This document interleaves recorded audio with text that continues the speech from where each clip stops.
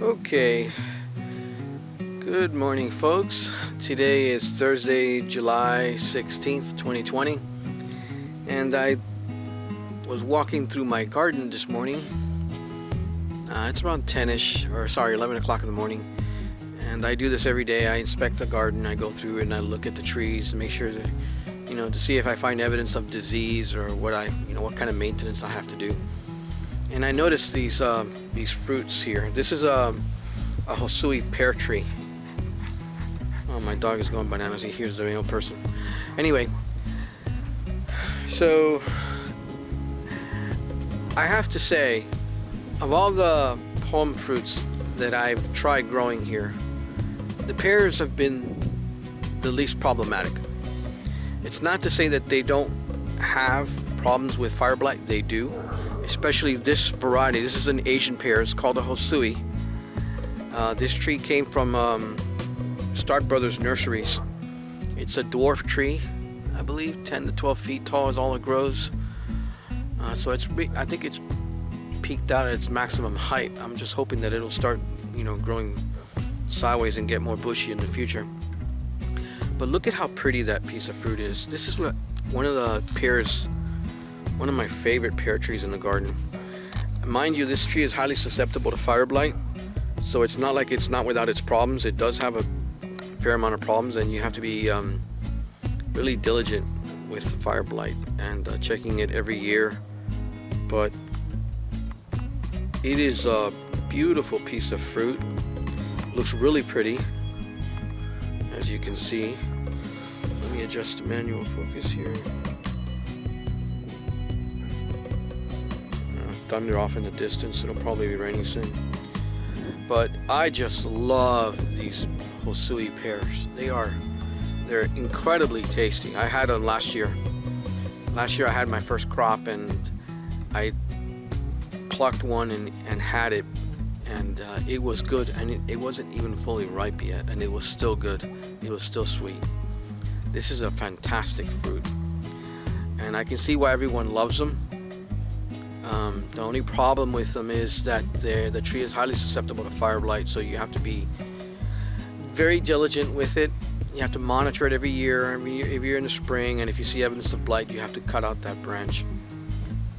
So that's one of the drawbacks. But it's a very good grower. It grows quickly. It's very productive. It puts out a lot of flowers every year. It's not very high chill. It's very low chill. So even in our mild winters here in Central Florida, this thing will put out flowers every year. It's very easy to pollinate. It can be pollinated by any other Asian pear or any other European pear, and I do have a few European pears around here. It's just an all-around good tree to have in the garden. Let me go ahead and take this off the tripod so I can show you what are the other kinds of pears I have in the garden.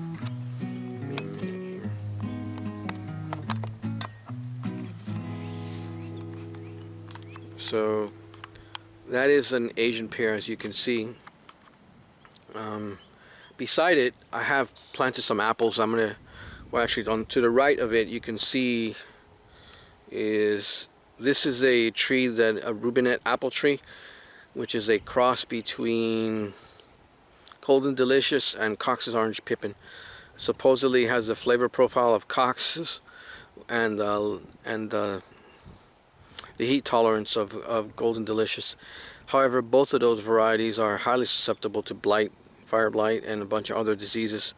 So this tree is going to be problematic for me. I know it, and I knew that when I bought it. I knew it was going to be a difficult tree to grow, especially in this area. But I wanted to take a chance on it only because it's got such desirable qualities. This year, when it goes dormant, I will probably end up uprooting it and placing it somewhere else in the garden, because this spot next to this Asian pear, I want to actually plant another pear variety. And the one that I have in mind for that is a European variety called Warren. I just wanted to mention this. By the way, this is actually a Stark Brothers variety, Stark spur tree called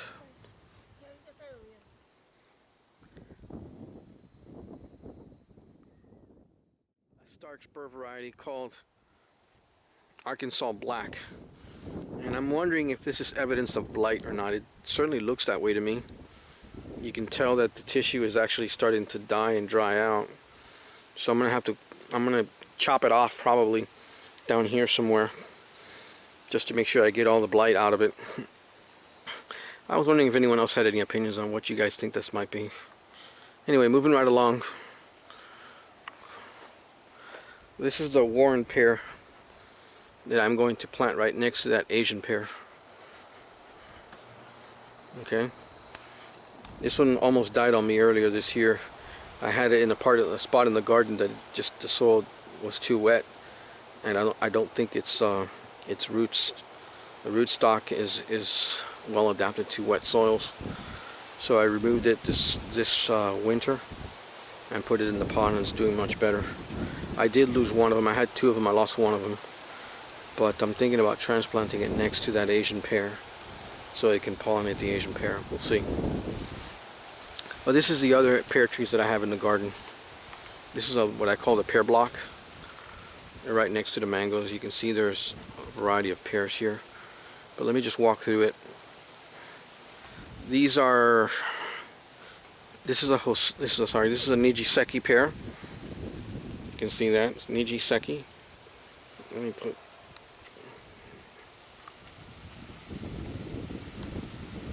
That's a Nijiseki pear. Okay.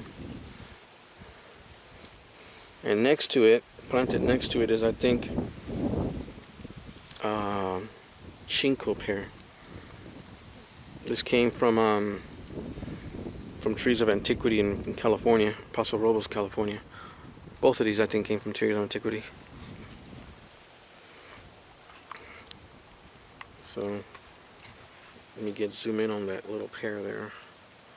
Really cool looking pear too. Not as big as the Hosui, but looks nice just the same. And I really like that. I really like that texturing, the little dotted texturing of the fruit. I think that's cool. I really do like that. I really do like that piece, that part of it. Just clear that out. Is that cool or what? I like those little white dots on the fruitlet, on the fruits. I'd like that russeting. I have found that I find more appealing the russeting both on the apples and on the pears than I do smooth skin fruit.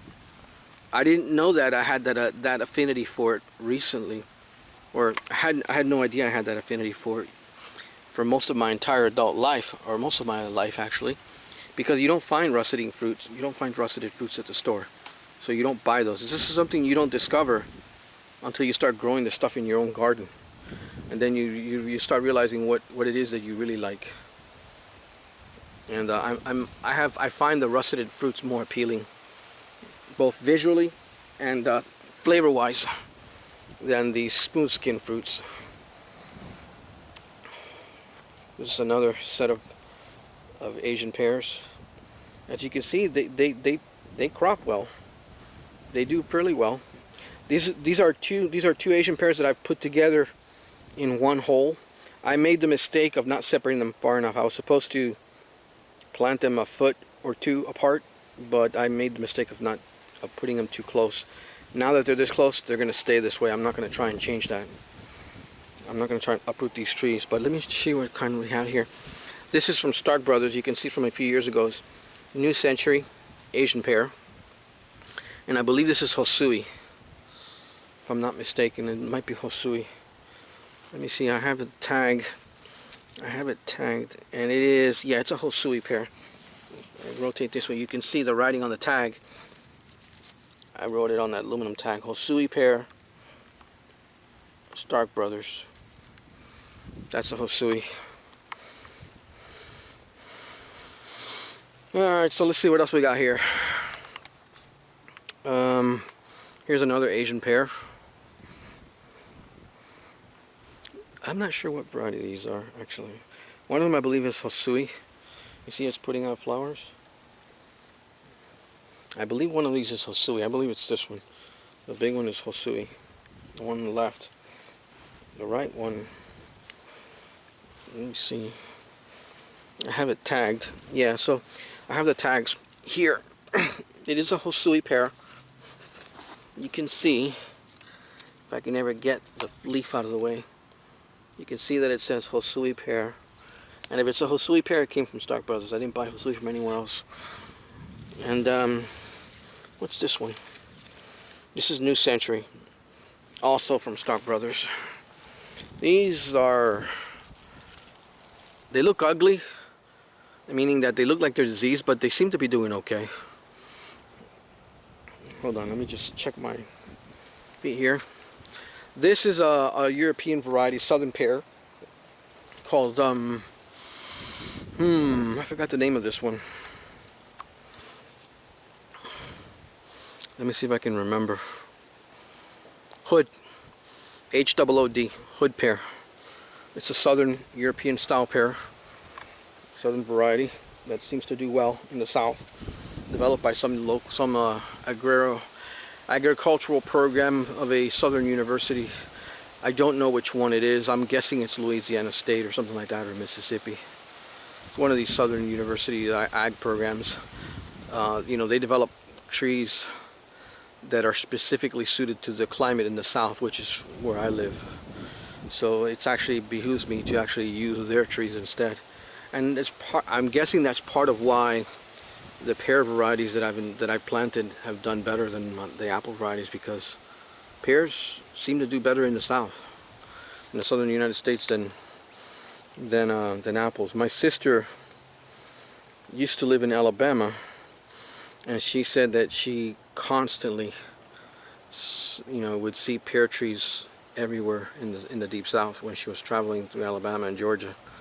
So I think that's probably why they're so well suited to this climate.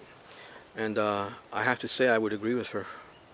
That's also a hood pear back there as well. Next to it, that little one there in the center in the frame, that is a Florida home pear tree. Kind of looks kind of scraggly, but you'll see that I have another Florida home that's actually doing well.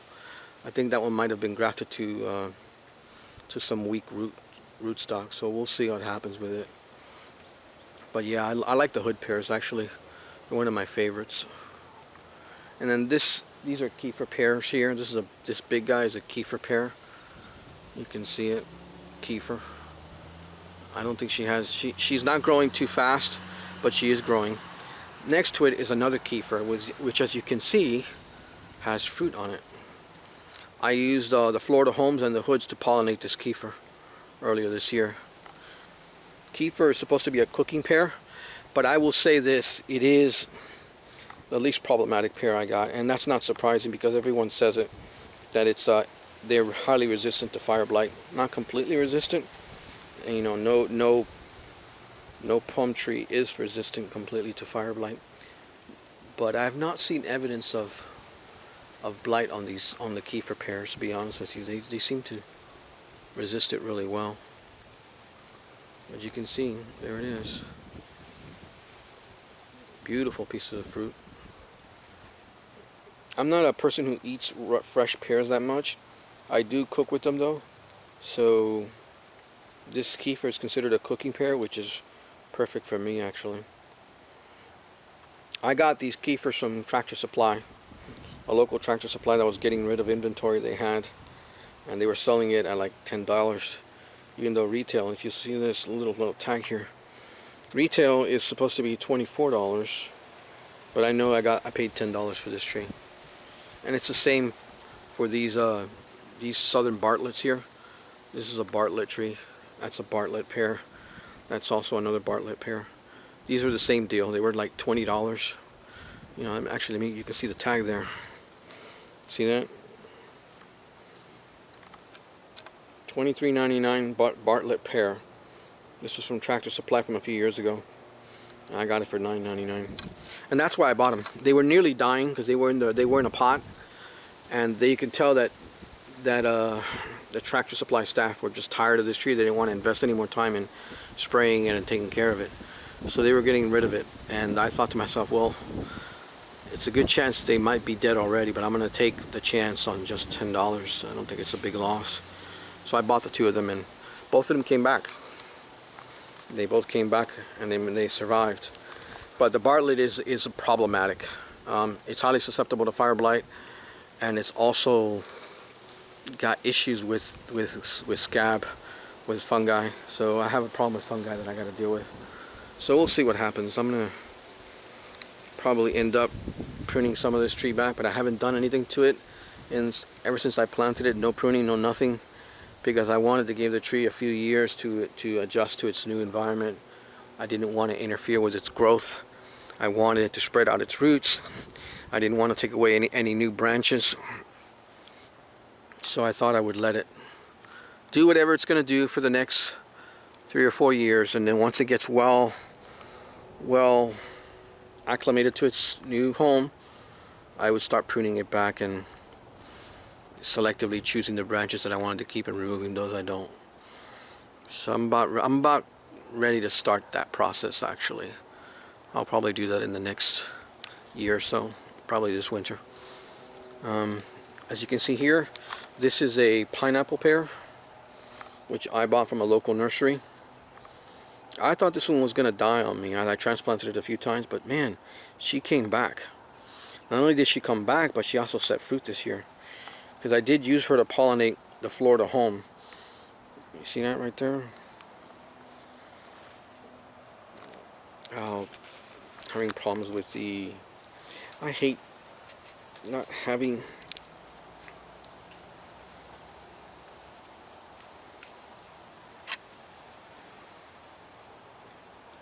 It's hard to handle this camera without a tripod, to be honest with you.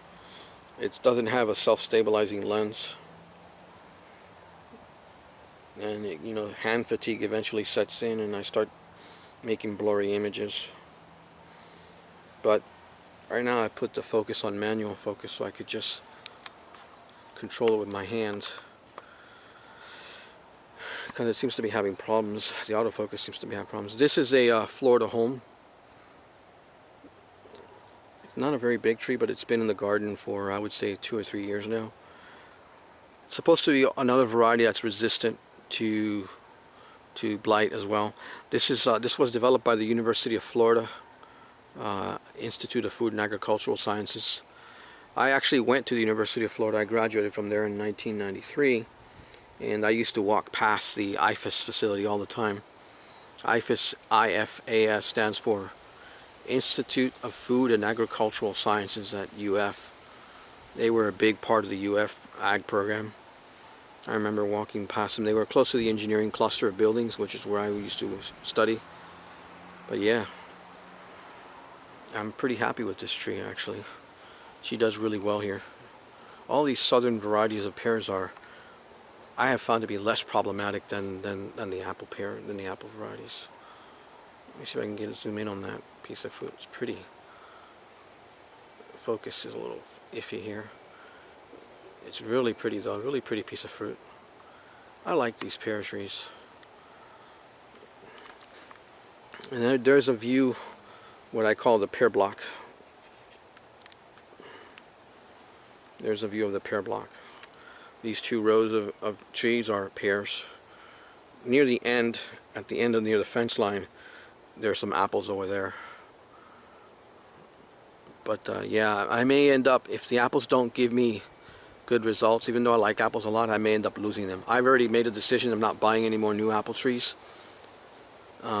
So the ones that I have here have to grow and produce fruit. If they don't, then if they start dying off, I will be replacing them, most likely with pears. These southern pears seem to be the best suited for this environment. Let me flip around here. So I'm in the middle of the pear block. I'm going to flip around, rotate around here, and give you a view. You can see the mango, what I call the cluster of mangoes, is right next to the pear trees. So yeah, mango trees growing right next to apple and pear trees. How about that, huh? Only in Florida can you do that. Could never grow these mangoes outside in anywhere other than zone 9. Maybe you might be able to get away with zone 8 if you take a lot of precautions with it. But zone 9 is the highest or the lowest zone you can get by. And typically mangoes are not very productive in zone 9. It's borderline, but because of this wall, I've already talked about in other videos, excuse me, the wall will serve as a heat sink and a heat source. During the day it'll absorb heat from the sun, and at night it'll radiate that heat out, hopefully keep the air temperature just a few degrees warmer around the trees and maybe prevent freezes and stuff. You can see off in the distance those are purple leaf plums out there in the front yard. Let me just take a good view of that. The mangoes are doing well this year. A lot of rain we've had this year has actually helped the mangoes and the soursop. They like rain. So these are purple leaf plums. I thought maybe they were going to die on me, and it turns out that the rain, the extensive rains this wet season, once the wet season kicked in, they really started, putting out new leaves. So I think they're okay. You can see that they have lots of new little red leaves. They're really pretty, actually. That's what really got my attention about these purple leaf plums. They're not really a fruit tree. They're more of an ornamental tree, but man, those leaves are so pretty. I said, you know what? I'm going to buy them anyway. I'm going to put them in my front garden. And there's a mango right there. That is a Valencia Pride mango tree. I already harvested a couple mangoes this year from her. Man, they were good. So I'm really looking forward to that Valencia Pride. There's my red Toyota 4Runner. I'm a Toyota guy. I like Toyotas. I used to be a Chevy guy years ago right out of college, but Chevy let me down, so I switched over to Toyota. Nice. Anyway, moving right along. Let's have a look at the other trees in the garden. One of the things I wanted to actually focus on was, you can see the plum trees. These are Santa Rosa plums, these 4 right there. They're actually doing okay. When the waters come in, the rainy season kicks off, is when the Santa Rosas really do well.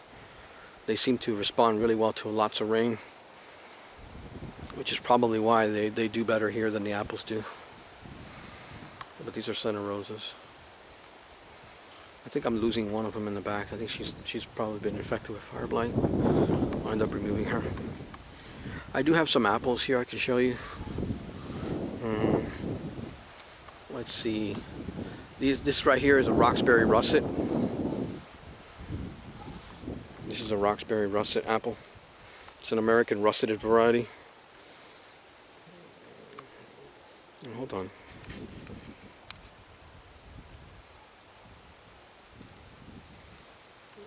Okay. So there you have it. Roxbury russet. Look, she's setting flowers. This is the middle of July and she's setting flowers. Yeah, I don't want that. Let me go ahead and remove these flowers. I don't want rogue blooms at this time of year. There. I'm starting to get some rain here. This is a russeted variety from Oregon. It was sold to me as Hudson's Golden Gem. I think this might actually be Hudson's Golden Gem, but this one,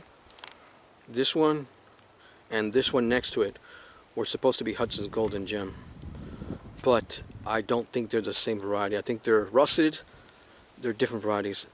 This one I believe is Hudson's Golden Gem. You can see it in the fruit there, right? But this one next to it, she doesn't have fruit this year, but she had fruit last year. She puts out a very different type of fruit, more conical, or maybe that one's Hudson's Golden Gem. She puts out a conical fruit that looks different from the other ones, so I think they're 2 separate varieties. It's always a crapshoot when you buy trees online. You're dependent on the reliability and oh, where's that? There's a stink bug. You're dependent on the reliability of the vendor that's selling you the fruit, that he will actually give you what he promised. Sometimes it's successful, sometimes it's not. This tree here is an example of that. This was sold to me by a nursery in Tallahassee, Florida as a tropic sweet apple tree. I don't think it is. I think it's a crab apple. And you can see that by that little fruit there. It's nowhere near the size of a tropic sweet. It should be much bigger. Although it's got a pretty coloration to it. It's about ready to harvest anyway. But this is a crab apple. I'm okay with that, you know, because the crab apples actually are good for pollinating the other apple trees, and they're fairly resistant to disease. She has gotten blight before, but apparently she can take it more than the other ones can, and she gave me enough time to remove the branch. You can see the branch right there. That was a point where she had blight. She had a bigger branch going up that had blight, and I removed it and I chopped it off. Here's another one right here. Also chopped it off. Oh gosh, rain is coming. So let me see what else I got in the garden. What's growing on is what they say. This is a sundowner apple. Probably end up getting rid of, probably remove it soon. Yeah, I think she's about ready to drop her fruit. I was really looking forward to getting, I'm trying to get some, trying to capture a swarm of wild bees to my garden. I saw a scout yesterday checking out my my empty beehive. I'm hoping that they'll move in sometime in the next day or so. These two right here are Ashmead's kernel. They seem to be, you can tell they're susceptible to sun, to cracking. That right there, it's hard to see because of the exposure. But these fruits, although they don't have an issue with scab, because they're rusted, they can resist it. They do crack in this heat in Central Florida. You can see it. You see that? It's cracking. So yeah, there are other problems beyond scab and blight that you have to worry about. Scabbing, cracking is one of them. You know, can they tolerate the heat in your area? This is Ashmead's kernel. Yeah. See that right there? Ashmead's kernel. Trying to get a good view of it so you can see it. I mean, I really shouldn't be complaining too much, because honestly, it's remarkable I can grow any apples here at all, actually. So I shouldn't be such a negative Nancy, I guess. What else do I got going on here? Let me just scoot over here. This is my beehive. I saw a scout looking at it the other day. I put it right next to a I forgot what the name of that, Annona squamosa tree, and right next to a orange, or not an orange, but a citrus key lime tree. The citrus puts out flowers all year round here, so I was hoping that the scent of the citrus flowers would attract the bees, and they would, you know, check out the hive at the same time, since, yeah, as they were, you know, coming around looking for food, they might see the hive and say, hey, here's an empty apartment that we could move into, and there's abundant food around us, so yeah, let's go ahead and bring the colony over. That's my thinking. So far it hasn't panned out. Like I said, I did see one scout yesterday looking at the hive, but that doesn't seem to have translated into a move just yet. But maybe I need to give it more time. We'll see. If I don't get a wild swarm by the end of this year, I'm going to be buying a hive,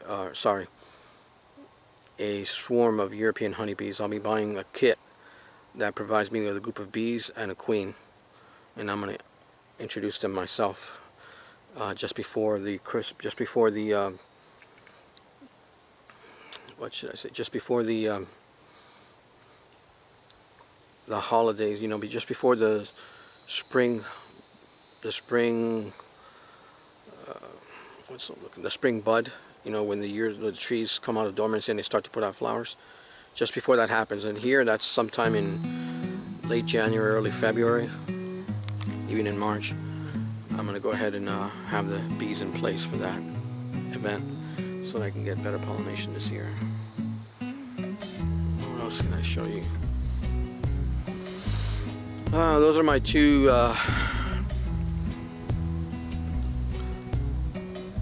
Atemoya trees. They got fruits this year. I wasn't expecting to get any fruit, but they actually put on some fruit this year. They dropped, these are semi-deciduous fruit trees, just like the Annonas.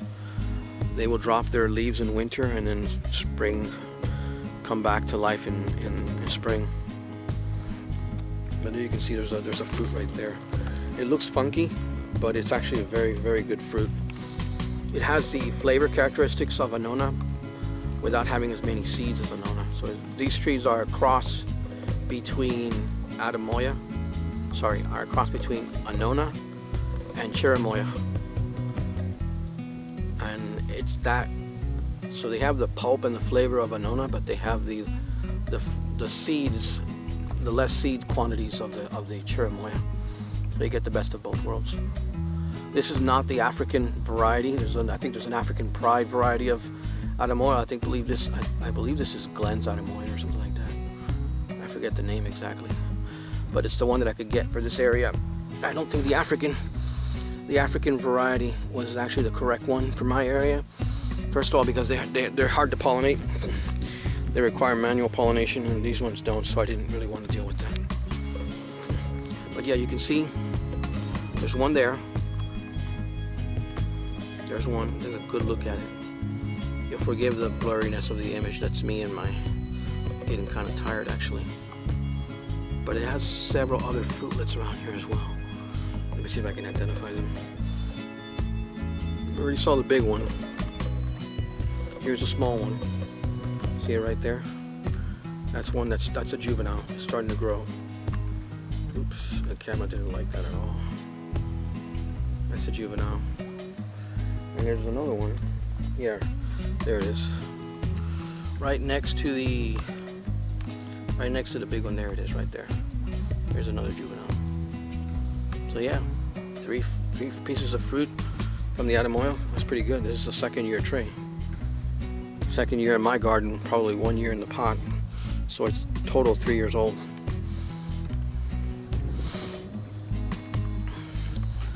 And the Annonas have fruit as well this year. Let me see if I can pull them out.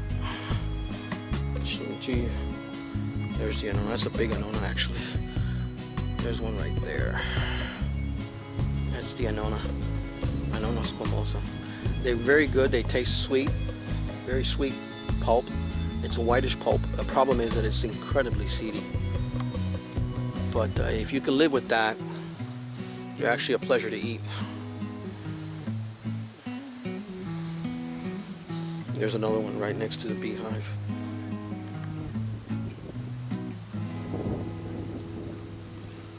Alright guys, I'm going to go ahead and end this video now. I'll talk to you later. Bye.